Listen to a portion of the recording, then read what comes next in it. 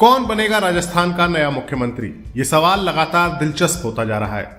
यूं तो छत्तीसगढ़ और मध्य प्रदेश में भी सीएम को लेकर सस्पेंस बरकरार है, लेकिन सीएम पद के लिए जितने दावेदार राजस्थान में सामने आ रहे हैं, या यूं कहें कि जितने दावेदारों के नाम राजस्थान में चल रहे हैं, उतने तो मध्य प्रदेश और छत्तीसगढ़ में मिलाकर भी सामने नहीं आ रहे हैं।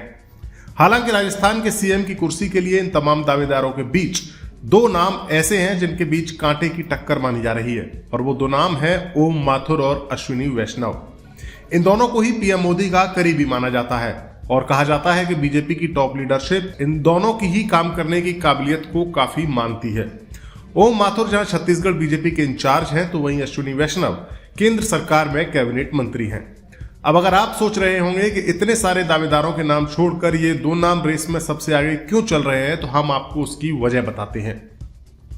दरअसल बीजेपी के समर्पित लीडर ओम माथुर को पीएम मोदी का बेहद करीबी माना जाता है। वो राजस्थान के सबसे सीनियर लीडर्स में से एक हैं। अगर उन्हें सीएम बनाया जाता है तो राजस्थान बीजेपी के किसी गुट की ओर से इसका विरोध होने की संभावना काफी कम होगी। ओम माथुर फिलहाल छत्तीसगढ़ की राजधानी रायपुर में है, जहां बीजेपी ने अप्रत्याशित जीत दर्ज की है। दरअसल ओम माथुर छत्तीसगढ़ बीजेपी के प्रभारी हैं और उन्हें इस राज्य में मिली बीजेपी की बड़ी जीत का सूत्रधार माना जा रहा है।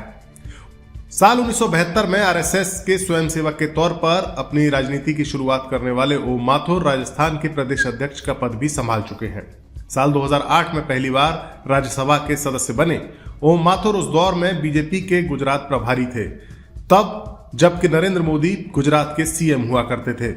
माना जाता है कि तभी से इन दोनों नेताओं के बीच अच्छी ट्यूनिंग बन गई थी। साल 2014 में केंद्र में बीजेपी की सरकार बनने के बाद जब अमित शाह बीजेपी के अध्यक्ष बने, तब उन्होंने अपनी जगह ओम माथुर को ही यूपी बीजेपी का इंचार्ज बनाया था। साल 2022 में छत्तीसगढ़ की भूपेश बघेल सरकार को हराने की उम्मीद से ओम माथुर को छत्तीसगढ़ का इंचार्ज बनाया गया, जहां उन्होंने वो कमाल करके दिखा दिया जिसकी उम्मीद तो एग्जिट पोल तक नहीं कर रहे थे। अपने पूरे राजनीतिक करियर में ओम माथुर कभी भी विवादों में नहीं फंसे हैं। तो वहीं दूसरी ओर अश्विनी वैष्णव की काबिलियत को तो पीएम मोदी इतना मानते हैं कि खबरों के मुताबिक साल 2019 में वैष्णव को ओडिशा से राज्यसभा में चुनवाने के लिए उन्होंने सूबे के सीएम नवीन पटनायक को फोन तक कर दिया था, और नवीन पटनायक की पार्टी बीजेडी के सपोर्ट से ही अश्विनी वैष्णव बीजेपी के कैंडिडेट के तौर पर चुनकर राज्यसभा पहुंचे थे। पूर्व आईएएस अधिकारी रहे अश्विनी वैष्णव एनडीए की पहली सरकार में तब के पीएम अटल बिहारी वाजपेयी के प्राइवेट सेक्रेटरी रह चुके हैं। अश्विनी वैष्णव मौजूदा समय में दो बड़े मंत्रालयों के केंद्रीय मंत्री हैं।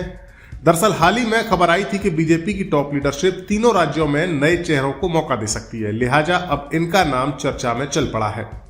केंद्र में कैबिनेट मंत्री के तौर पर अश्विनी वैष्णव ने अपने काम से बीजेपी की टॉप लीडरशिप को काफी प्रभावित किया है। वो अभी राज्यसभा के सांसद हैं। उनके पक्ष में जो बात जाती है वो ये है कि उनकी छवि काफी साफ सुथरी है, साथ ही वह केंद्रीय नेतृत्व के करीबी बताए जाते हैं। फिलहाल वो रेलवे और टेलीकॉम जैसे दो बड़े और खास मंत्रालय संभाल रहे हैं। बहरहाल अब देखना होगा कि बीजेपी की टॉप लीडरशिप किसे राजस्थान का ताज सौंपती है।